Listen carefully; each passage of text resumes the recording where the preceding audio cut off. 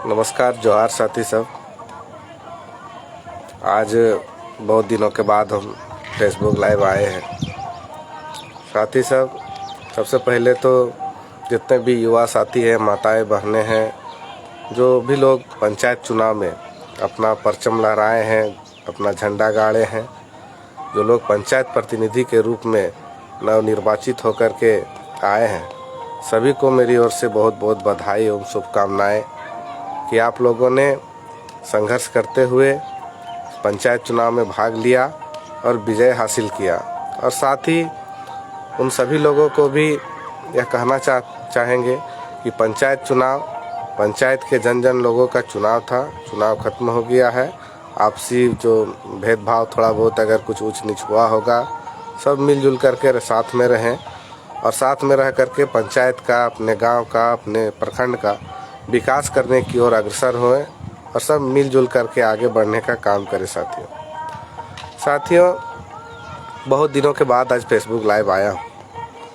Facebook live के माध्यम से मैं कहना चाहता हूँ कि हर 6 महीना, साल भर या 2 साल के बाद कुछ ना कुछ, कहीं ना कहीं चुनाव होते आते हैं। चुनाव के क्रम में बहुत सारे तकनीकी का साधन लिया जाता है, बहुत सारे लोग खरीद फरोख्त भी करते हैं, बहुत सारे लोग अपने मेहनत के दम पर, ईमानदारी के दम पर भी जीत करके आते हैं।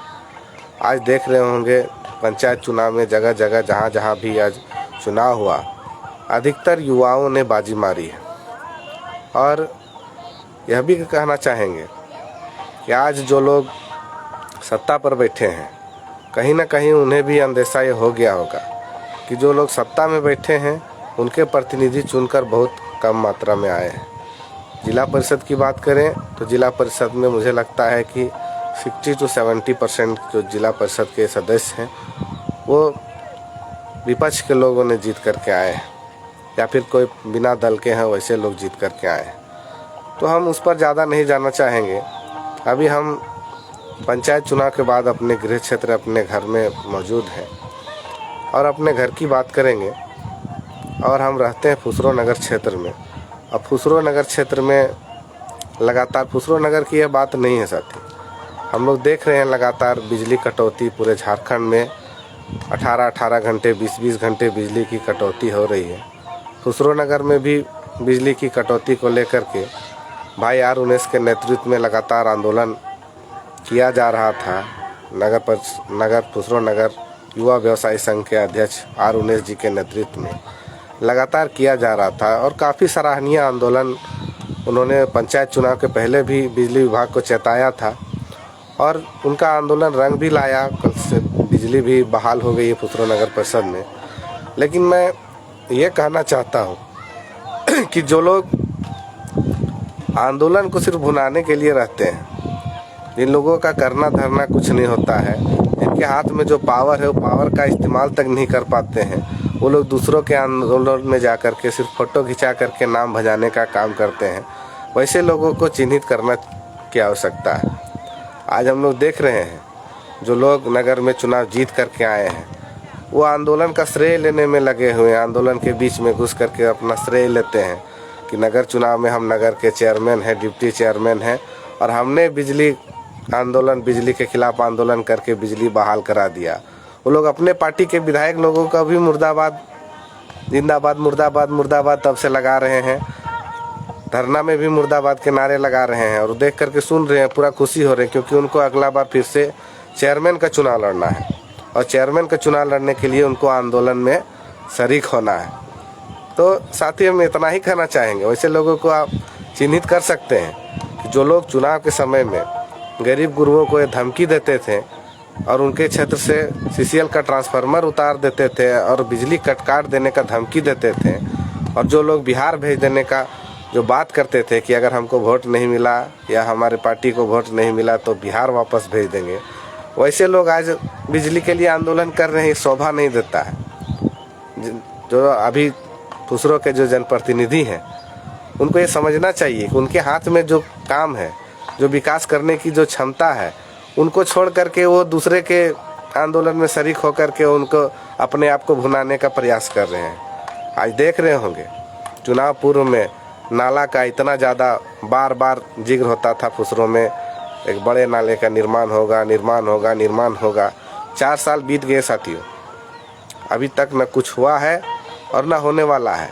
लेकिन चुनाव आने से पूर्व कुछ सुगबुगाहट जरूर होगी।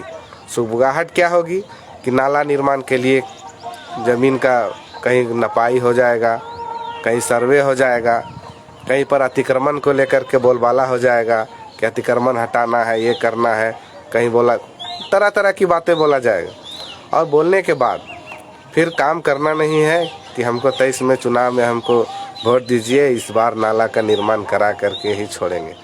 तो आजकल जनता इतना बुर्बक नहीं है कि दूसरों के आंदोलन में घुस करके आप आंदोलन को हाईजैक करने का प्रयास करेंगे। मैं धन्यवाद दूंगा युवा व्यवसायी संघ के साथियों का कि जिन्होंने लगातार बिजली बहाल को लेकर के आंदोलन करने का प्रयास किया और उनका प्रयास सफल भी हुआ है। अभी तो कुछ समय से अभी बिजली अभी आई हुई है। लेकिन यह भी मैं कहना चाहूँगा कि आज जो इस नगर क्षेत्र में जगह जगह पर देख रहे हैं कचरे का अंबार है, जगह जगह लूट है, कहीं पर भी विकास के नाम का कुछ भी चीज़ नहीं है। सिर्फ ठेकेदारी करने के नाम पर टेंडर को बढ़ा करके टेंडर कराया गया और उसके ठेकेदारी करके कमीशन लेने का काम जो लोगों ने किया है उसको लेकर के आप सभी जानते ही होंगे। हम ज़्यादा ये नहीं कहना चाहेंगे, लेकिन इतना ज़रूर कहेंगे, अभी देख रहे होंगे अब चुनावी सरगर्मी फुसरो नगर की भी बढ़ेगी 6 महीना के बाद, क्योंकि अगले साल फुसरो नगर में भी चेयरमैन का चुनाव होने वाला है। इस बार तो डिप्टी चेयरमैन का चुनाव होगा नहीं, लेकिन फिर भी हम यह कहना चाहेंगे भी आज संघर्ष कर रहे हैं, सभी लोग चुनाव में भाग लें। चुनाव में जब तक युवा साथी लोग भाग नहीं लेंगे तब तक क्या होगा कि युवा लोग आगे निकल कर के नहीं आएंगे। हम लोगों ने देखा है कि फुसरो नगर में एक ऐसे वार्ड पार्षद भी हैं भाई भरत वर्मा जी, लगातार सक्रिय रहते हैं। लगातार फुसरो में जो ज्वलंत समस्या रहती है उनका निराकरण करने का प्रयास करते रहते हैं। उनको भी धन्यवाद देंगे कि इस बिजली के आंदोलन में लगातार सक्रिय रहें और बिजली का आंदोलन को आज देखे होंगे कल भी धरना दिया गया तो उसमें भी सक्रिय रूप से भूमिका उन्होंने निभाई। जब भी नाले में पानी, जब बरसात का समय आता है, देखते होंगे पानी जब बढ़ चढ़ कर के ऊपर सभी के घरों में घुसने लगता है, तो वैसे भाई भरत वर्मा जी लगातार देखते हैं कि घरों में जा कर के घरों के बगल से, दरवाजे से कचरे को भी साफ़ करने का भी काम करते हैं। तो वैसे लोगों को हम लोग हमेशा सराखों पर रखते हैं और उनका हम लोग हौसला अफजाई भी करते हैं कि वैसे लोग और भी फुसरो नगर क्षेत्र में प्रतिनिधित्व करने के लिए आए और उनको मौका भी मिलना चाहिए। साथियों, आज हम लोग देखते हैं कि आज सरकार कहीं ना कहीं लोगों को आज कोविड के माध्यम से कि आज 2 साल कोविड हो गया, 3 साल ये हो गया, कुछ पिछली सरकार पर ठीकरा फोड़ती है, कुछ ये करती है। हम उन सभी बातों पर नहीं जाएंगे, लेकिन इतना ज़रूर कहेंगे कि आज जो पंचायत चुनाव हुआ है उसके नतीजे को आप देखें और उसके नतीजों से देख करके आपको ये सबक लेने की आवश्यकता है कि उसके जो नतीजे आए हैं उन नतीजों में कितने लोग आज निर्वाचित हुए हैं और कौन कौन से लोग निर्वाचित हुए हैं, इस पर मंथन करने की ज़रूर आवश्यकता है। तो फुसरो नगर की आज हम अभी बात कर रहे हैं, तो फुसरो नगर में बात करते हुए आज हम ये बताना चाहेंगे कि फुसरो नगर के लोग ऐसे ऐसे जगह को विकसित कर रहे हैं जहाँ पर एक एक मंदिर के बगल बगल में 2-2 स्थल नगर परिषद के द्वारा चिन्हित करके बनाए जा रहे हैं, मंडप के रूप में या भवन के रूप, सामुदायिक भवन के रूप में, जहाँ ज़रूरत ही नहीं। और ऐसे फुसरो नगर में कुछ ऐसे भी जगह है जहाँ पर तो विकास के नाम पर कुछ होता ही नहीं है नगर परिषद के रूप में। अभी देखते होंगे कि पिछले सरकार की योजना है फुसरो नगर क्षेत्र में जलापूर्ति योजना। सरकार की बात कहें या नगर परिषद की बात करें, चाहे गलती जिनकी भी हो, आज 5 साल होने वाले हैं, 4 साल से ऊपर हो गए हैं। 4 साल में फुसरो नगर परिषद के अंदर में मेगा जलापूर्ति योजना चालू नहीं हो पाया।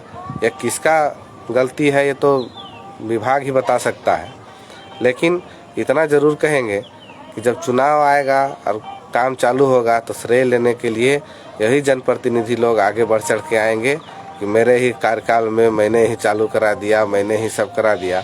और जहाँ पर भी पाइपलाइन जहाँ बिछ रहा था वहाँ पर भी फुसरो नगर परिषद के जो अभी सत्तासीन जो लोग जो हैं वो लोग जा कर के वहाँ बोलने का भी काम करते थे कि हमारे द्वारा ये काम किया जा रहा है, पेयजल आपूर्ति योजना हमारे द्वारा किया जा रहा है। अरे किया जा रहा है तो आज तक क्यों नहीं चालू हो पाया है, उस पर भी ये बात चर्चा होनी चाहिए, किस कारण से आज नहीं हो पा रहा है। आज हम लोग देख रहे हैं फुसरो नगर क्षेत्र में रोड के किनारे आप जाके देखिए, आप करगली गेट से स्टार्ट करिए और करगली गेट से स्टार्ट करके आप फुसरो से कल्याणी तक चले जाइए। रोड के किनारे अतिक्रमण हो रहा है, लगातार अतिक्रमण हो रहा है। अगर कोई यहाँ का मूलवासी अगर यदि कहीं पर जा रहा है थोड़ा सा एक चाय का ठेला लगाने के लिए या चाय के लिए अगर 4 ठो बांस गाड़ रहा है तो सीसीएल का आदमी लोग आकर के उसको हटा दे रहा है, तोड़ तोड़ के फेंक दे रहा है। लेकिन दूसरे लोग यहाँ पर आकर के सीमेंटेड कर करके रूम बना करके अतिक्रमण करके रह रहे हैं और होटल खोल दे रहे हैं, होटल के साथ साथ ऑफिस खोल दे रहे हैं। उनको सीसीएल प्रबंधन का लोग कुछ नहीं कर रहा है। अभी आप देखे होंगे कुछ ऐसे लोग भी हैं जो लोग ना नौकरी ना चाकरी कुछ नहीं करते हैं, लेकिन क्या है यहाँ पर 4-4 ठो 3-3 ठो क्वार्टर लोग हथिया करके रखे हुए हैं। और क्वार्टर को हथिया करके रखे हुए हैं, कोई बीटीपीएस में रखा है, एक फुसरो में रखा है और दूसरा एक कल्याणी में रखा है, कोई कठारा में रखा है तो वही क्वार्टर फिर मकोली में रखा है, तो कोई फुसरो में रखा है। ऐसे करके 2-2 क्वार्टर 3-3 क्वार्टर जो बाहर से आकर के यहाँ बस गए हैं वो लोग 2-2 3-3 क्वार्टर को रखे हुए हैं। तो और सीसीएल जो है उनके क्वार्टरों का मरम्मतीकरण भी कर रही है। मरम्मतीकरण किस आधार पर कर रही है तो हमको पता नहीं है, लेकिन हमको पता चला कि 2-2 लाख तक का फंड उस क्वार्टर के मरम्मत में लगाया जा रहा है सीसीएल के द्वारा। हम जानना चाहते हैं कि जिस रूम में सीसीएल के वर्कर रह रहे हैं उनका अभी स्थिति क्या है, और जो नहीं अभी जो कहीं पर भी कार्यरत नहीं है, जो अवैध रूप से क्वार्टर में रह रहे हैं, उनके क्वार्टर का 2-2 लाख का मरम्मतीकरण का फंड देना कहाँ तक उचित है और सीसीएल कहाँ तक इस पर सक्षम है, ये तो सोचने वाला चीज़ है। जबकि विस्थापित गांव में सीसीएल कोई भी काम नहीं करना चाहती है। विस्थापित गांव में जाकर के देखिए, अभी ढोड़ी बस्ती में सबसे सटा हुआ क्षेत्र अगर सीसीएल का है तो सबसे प्रभावित क्षेत्र है अगर यदि सीसीएल का, वो है ढोड़ी बस्ती है। अभी कारो है, अमलो है, वहाँ तो खदान एकदम पूरा नज़दीक आ गया है, ना उसका पुनर्वास किया जा रहा है अमलों का, ना कुछ किया जा रहा है। बस सीसीएल देख रही है, जिसका पावर चलता है उसका काम होता है, जिसका पावर नहीं चलता है उसका कोई काम नहीं होता है। आज देख रहे हैं इतनी गर्मी है हमारे ढोड़ी बस्ती में, आप आकर के देखेंगे तो पेयजल का इतना ज़्यादा दिक्कत है। नहाने धोने के लिए लोग यहाँ से घर से नदी जाते हैं, नहा करके आते हैं और फिर साथ में जाते हैं अपना पानी पीने का भी पानी लेकर के आते हैं। लेकिन सीसीएल को इससे कोई मतलब नहीं है और यहाँ के जनप्रतिनिधि का तो कहना ही नहीं है। जनप्रतिनिधि को यह पता होना चाहिए यहाँ के कि डीएमएफटी का जो पैसा है विस्थापित क्षेत्रों के विकास के लिए जो दिया जाता है वो सीसीएल के कॉलोनियों में खर्च कर रहे हैं। लगातार एकदम कॉलोनियों का रोड बनाने में एकदम लगे हुए हैं। अरे भाई ये तो समझना चाहिए कि जहाँ पर कॉलोनी है वहाँ पर रोड, पीसीसी, पानी का व्यवस्था करना सीसीएल का सबसे पहला कर्तव्य है और सबसे पहली जिम्मेवारी है, क्योंकि उस कॉलोनियों में सीसीएल के वर्कर्स रहते हैं, सीसीएल के काम करने वाले लोग रहते हैं, या सीसीएल से जिन्होंने काम लिया है वैसे ठेकेदार और उनके वर्कर रहने का काम करते हैं। लेकिन जो विस्थापित गांव है जिन्होंने ज़मीन सीसीएल को दिया है वैसे क्षेत्रों के लिए डीएमएफटी का पैसा आता है और डीएमएफटी का पैसा केंद्र सरकार विस्थापित गांवों के विकास के लिए देती है। लेकिन यहाँ के जनप्रतिनिधि क्वार्टरों का सौंदर्यीकरण, यहाँ के जनप्रतिनिधि पीडब्ल्यूडी रोड का सौंदर्यीकरण, और यहाँ के जनप्रतिनिधि क्या करते हैं कि क्वार्टरों में पानी सप्लाई, तो रोड का, तो पुल का, तो ये सब का काम करने का काम करते हैं डीएमएफटी से। और जो विस्थापित गांव हैं उनके प्रति कोई देखभाल करने की कोई आवश्यकता ही नहीं है जनप्रतिनिधियों को। यहाँ के जो जनप्रतिनिधि हैं कहते हैं ट्वीट कर देने से हम उनके समस्या का समाधान कर देते हैं। ट्वीट, अरे भाई ट्वीट की गांव में कितने लोग ट्वीट करते हैं आपको पता होना चाहिए। ट्वीट कर देने से जो लोग आपके पास समस्या लेकर के जाते हैं पेयजल का, उनका समाधान नहीं होता है, क्योंकि वहाँ पर आपको वोट नहीं मिला है।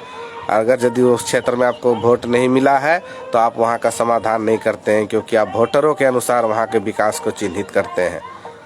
आपको पता होना चाहिए कि यहाँ की जनता पेयजल के लिए दर दर भटक रही है और आप ट्वीट का इंतज़ार करते हैं, फ़ोन के माध्यम से और आपके जनप्रतिनिधि के माध्यम से कहने पर भी आप उस क्षेत्र में पहले वोट प्रतिशत है अपना देखते हैं कि उस बूथ में, उस वार्ड में कितना वोट आया है, उसके बाद अब वहाँ के विकास कार्यों को देखते हैं, अन्यथा कुछ नहीं करते हैं। तो ज़्यादा दिन की बात नहीं है, 3 साल बीत गए हैं विधायक के और 4 साल फुसरो नगर परिषद के बीत गए हैं, तो ज़्यादा दिन तो बचा है नहीं। 1 साल नगर परिषद के हैं, लगभग 10 महीने बचे हैं, तो 10 महीने बाद नगर परिषद के लोगों को भी जो प्रतिनिधित्व कर रहे हैं उनको भी पता चल जाएगा, और जो है 2 साल के बाद विधानसभा में जो अभी विधायक के रूप में प्रतिनिधित्व कर रहे हैं उनको भी यह पता चल जाएगा कि आपने कितने लोगों का विकास किया और कितने क्षेत्र का विकास किया है। साथियों, हम ज़्यादा नहीं कहते हुए कहेंगे, खास करके युवाओं से अपील करेंगे कि आप आगे बढ़ कर के आइए, और युवा आज जिस तरह से आज देख रहे हैं पूरे झारखंड में, जिस तरह से आगे बढ़ चढ़ करके चाहे चुनाव हो चाहे आंदोलन हो, सभी चीज़ों में हिस्सा लेने का जो काम कर रहे हैं, उसी प्रकार फुसरो नगर को भी अगर बदलना है, फुसरो नगर का भी अगर सूरत को बदलना है, तो युवाओं को आगे आना होगा, और युवाओं को आगे आकर के जाति धर्म बाहरी भीतरी इन सबों से हट करके सर्वप्रथम उनको आगे आकर के सबको दिखाना होगा कि क्षेत्र की जनता अब किसी को अगर सराखों पर बैठाती है तो उसको नीचे उतारने का भी काम कर सकती है, और युवा के पास वो ताकत है कि जब भी चाहेगी सत्ता परिवर्तन कर सकती है और क्षेत्र में युवाओं का प्रतिनिधित्व को भी बढ़ा सकती है। ज़्यादा नहीं कहते हुए हम अपनी बातों को इस बात पर विराम करेंगे कि क्षेत्र का विकास तभी हो सकता है जब युवा जाग करके अपने क्षेत्र में अपनी समस्याओं को निराकरण करके आगे आने का काम करेंगे, तभी क्षेत्र का और क्षेत्र के लोगों का विकास हो सकता है। धन्यवाद। जोहार। जय झारखंड।